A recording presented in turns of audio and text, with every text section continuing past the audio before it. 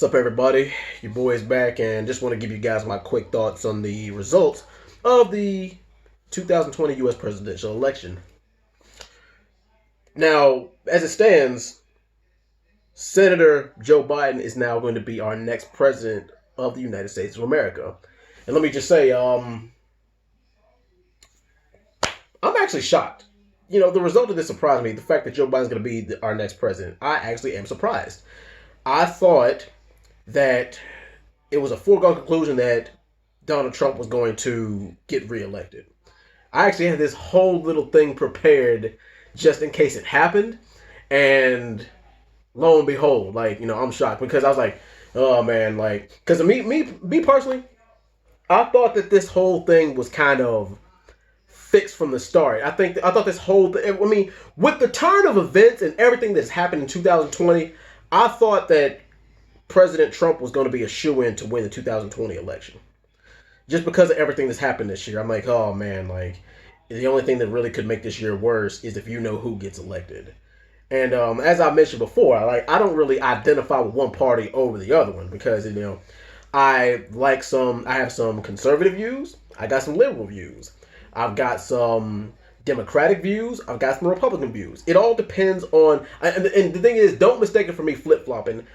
I am an American like everybody else, and I agree that everybody should have equal rights, regardless of your race, your age, your sexual orientation, your gender, basically, and anything under the sun.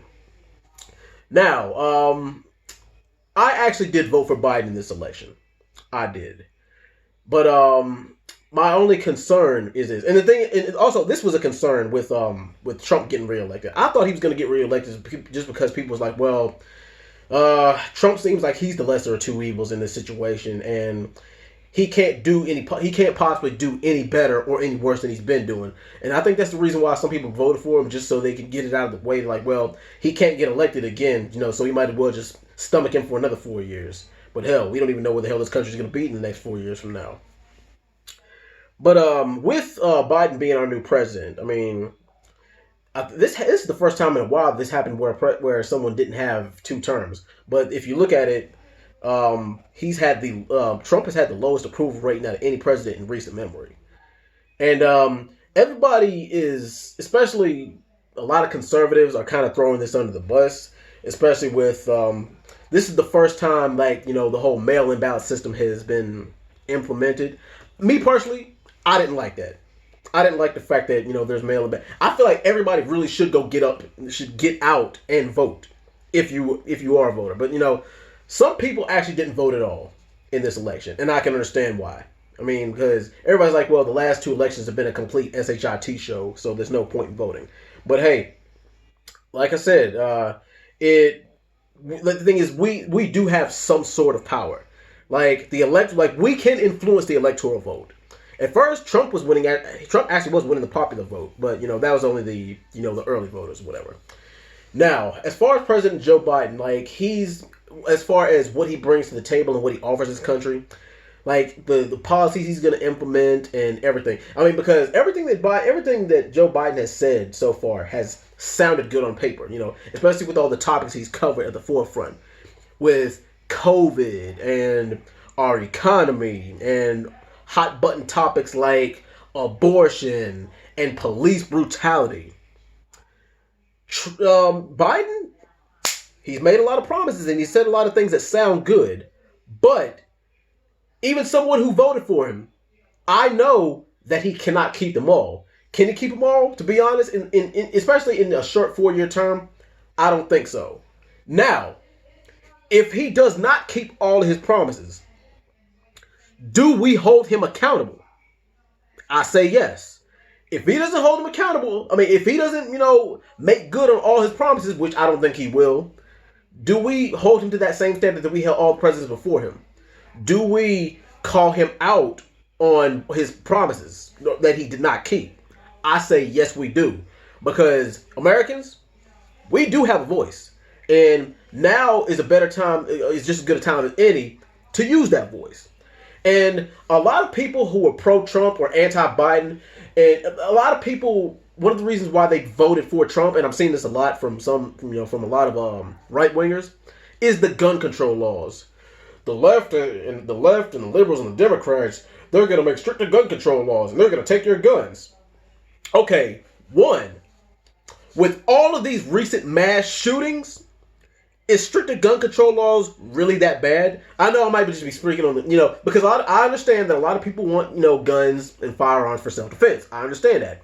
But look at what's been going on with as far as all these mass shootings and police brutality. Look at all that. But I understand with, stricter gun control laws, like, I've tackled this topic before as far as to who should have a gun and who shouldn't. Hell, I believe that certain felons, they should be able to have their gun control rights back depending on what their felony was. You can run a background check, you can take a test, to be able to get your gun license back. Of course, with certain restrictions. Because having a gun is a responsibility. But for everybody who who voted for Trump because of him not having strict gun control laws as under Biden's presidency. Let me ask y'all this question: do you really think that he's really gonna? All right. Biden cannot overturn or override a Second Amendment right. Oh, Joe Biden's gonna take your guns away. Joe Biden is 77 years old. The U.S. Constitution is 350 plus years old. I don't care who's sitting in that seat in the White House. That person who's sitting in the seat in the White House cannot overturn a 350 plus year old document. Joe Biden's going to take your guns. He can't do that because, now he can have stricter gun control laws, but he cannot take away your right to bear arms. That is, if you don't, the thing is, it depends on your status in this country. It depends on if you're a felon or not. It depends on if you're an illegal alien, all that stuff. But if you're a born citizen of this country and you are legal and you are of sound-minded body, he cannot take away your right to bear arms. That doesn't matter. So you guys can go ahead. The thing is, you guys can use that gun control stuff if you want, but you're going to have a more legitimate reason than that to not like Biden. Now, as far as finances, like our economy. Our economy's kind of went to hell and back because of COVID, and there's some people who have been jobless, and we've had the highest unemployment rate in recent memory. So we're gonna see what he does with that. Is he gonna implement another stimulus? But the thing is, if he implements another stimulus, that's fine. But all that extra money is gonna have to come somewhere, and I think they said that America is like $4.3 billion in debt. It might actually be more than that. And it's like, where the hell is all this extra money gonna come from? And a lot of people's like, well, it's only a matter of time before the liberals sell this country out to, communist countries, and we're in debt to them, and we're pretty much going to be under communist rule. That remains to be seen. But like I said, we are going to see how this turns out. But anyway, what did you guys think of the 2020 election and the overall result of it? Do you think that this country's going to be better off under Biden's presidency, or will we be better off with Trump? Anyway, thank you guys. I'll be back with another video soon. Peace out.